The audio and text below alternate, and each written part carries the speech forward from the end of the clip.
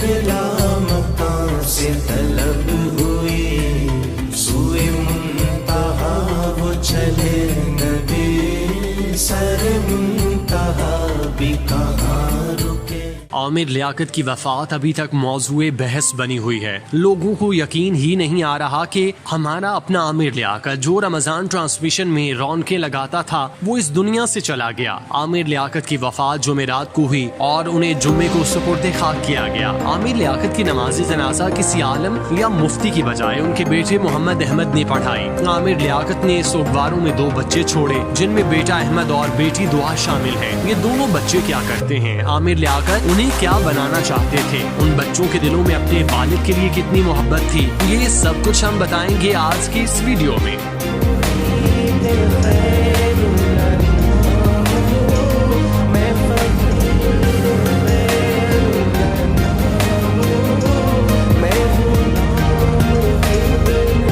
عامر لیاقت نے اپنے کریئر کے دوران پہلی شادی بشرا عامر سے کی۔ یہ ان کی پسند کی شادی تھی جس پر ان کے والدین راضی نہیں تھے۔ اس شادی کی وجہ سے عامر لیاقت کی والدہ کے ساتھ انبن رہتی تھی اور انہوں نے والدہ کی ڈانٹ سے دل برداشتہ ہو کر خودکشی کی کوشش کی تھی، تاہم وہ بچ گئے تھے۔ عامر لیاقت کو بشرا سے شادی کرنے پر اللہ پاک نے انہیں بڑے بیٹے احمد اور بیٹی دعا سے نوازا، جس کے بعد ان کی زندگی مکمل ہو گئی۔ احمد کو عامر لیاقت نے شہر کے مہنگے اسکول سے تعلیم دلائی۔ وہ انہیں انجینئر بنانا چاہتے تھے جس کے لیے انہوں نے خوب پسینہ بہایا۔ عامر لیاقت نے بچوں کے لیے ایک پیغام میں ایک دفعہ کہا تھا کہ میں نے اپنے بچوں کی خوشی کے لیے 50 روپے ماہوار پر بطور اردو کمپوزر کام کیا، جس کے بعد ان کی زندگی میں کامیابیوں کے دروازے کھلتے چلے گئے۔ احمد نے والد کی خواہش پر عمل کرتے ہوئے انجینئرنگ کی تعلیم حاصل کرنے میں مصروف ہو گئے۔ انہوں نے شہر کے بڑے کالج سے پڑھا۔ عامر لیاقت نے انہیں ہر سہولت اور آسائش دی۔ احمد عامر اعلیٰ تعلیم حاصل کرنے کے لیے لندن چلے گئے اور وہاں کے بڑے تعلیمی ادارے میں داخلہ لے لیا۔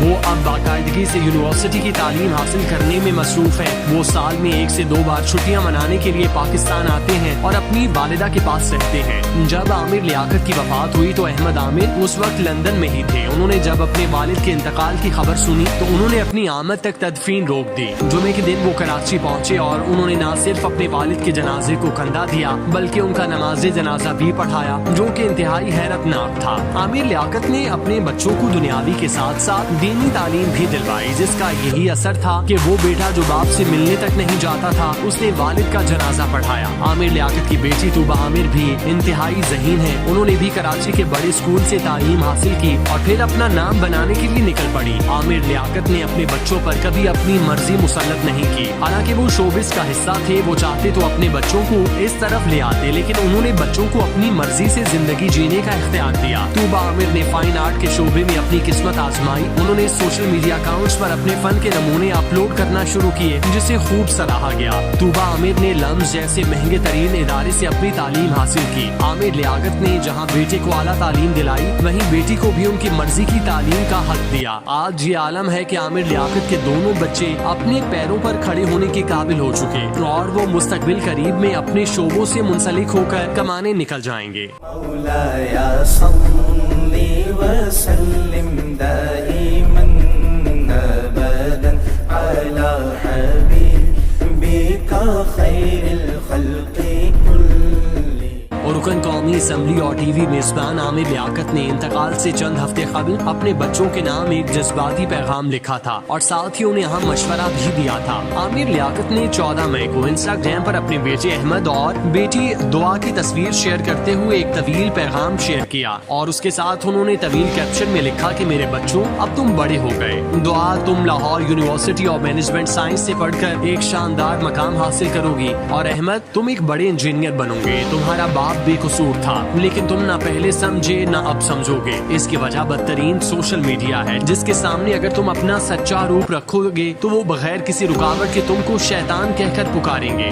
رکن قومی اسمبلی نے اپنی بیٹی کو مخاطب کرتے ہوئے کہا کہ دعا آپ میری عزت کریں یا نہ کریں، آپ کے پچھلے اسکول کے استاد نے مجھے اپنی کلاس میں ڈیڈ مین کہا تھا اور آپ نے وقتاً فوقتاً خاموشی اختیار کی، آپ نے باپ کو برا کہا۔ میں آپ سے ہمیشہ محبت کروں گا، مجھ پر کچھ قرض ہیں ان کو جلد ادا کروں گا۔ اب ابھی میرے پاس پیسے ختم ہو گئے اور ملک چھوڑ جاؤں گا۔ عامر لیاقت نے دونوں بچوں کو اہم مشورہ دیا کہ میں تم دونوں کو مشورہ دیتا ہوں کہ کسی بھی قیمت پر اپنی ماں کی عزت کرنا نہ چھوڑنا، جب بھی اسے ضرورت ہو ان کا خیال رکھنا۔ انہوں نے کہا کہ یہ بھی واضح کر دوں کہ میں نے طلاق نہیں دی، وہ اب بھی میری بیوی ہے، لیکن انہوں نے اپنی خوشی سے اپنے نام کے ساتھ عامر ہٹایا۔ وہ ایک شاندار کردار کی خاتون، پرہیزگار اور مثالی علم رکھنے والی ہیں، لیکن بدقسمتی سے وہ ایک عظیم ماں ہے لیکن بدترین بیوی۔ ان کا مزید کہنا تھا کہ لوگ نہیں جانتے کہ 20 برسوں کے بعد میں نے دوسری بیوی کا انتخاب کیوں کیا۔ یہ ہمارا ذاتی معاملہ ہے اور میں آپ کی والدہ کو بھی اجازت نہیں دوں گا، نہ ہی کسی اور کو اجازت دوں گا کہ میرے خاندان کی رازداری پر حملہ کرے۔ میں آپ دونوں سے ہمیشہ محبت کرتا رہوں گا۔ عامر لیاقت کی جانب سے یہ پیغام اس وقت دیا گیا جب وہ زندگی کے انتہائی مشکل فیز سے گزر رہے تھے۔ تیسری اہلیہ دانیہ کی جانب سے خلا کا دعویٰ اور پھر الزامات کی بوچھاڑ نے انہیں اندر سے چھلنی کر دیا۔ اس موقع پر ان کے پاس سہارا دینے کے لیے کوئی اور نہیں تھا۔ ان کا بیٹا اور بیٹی اپنی والدہ کے ساتھ رہتے تھے اور انہیں والدہ سے اس قدر اپنی جانب مغلوب کیا ہوا تھا کہ وہ عامر لیاقت کو اپنا دشمن سمجھتے تھے۔ لیکن عامر لیاقت نے انہیں اعلیٰ تعلیم دلائی، ان کے سارے خواب پورے کیے، لیکن ان کی بدقسمتی کہ جب انہیں اپنوں کی ضرورت محسوس ہوئی کوئی بھی ان کے پاس موجود نہیں تھا۔ یہ وہ غم تھا جو ان کے سینے میں اڑتا رہتا اور پھر اسی حالت میں وہ دنیا سے چلے گئے۔ وہ اپنے پیچھے تا قیامت ختم نہ ہونے والا پچھتاوا ان لوگوں کے لیے چھوڑ گئے جنہوں نے ان کی زندگی کو تباہ کر کے انہیں اندھیروں میں دھکیلا تھا۔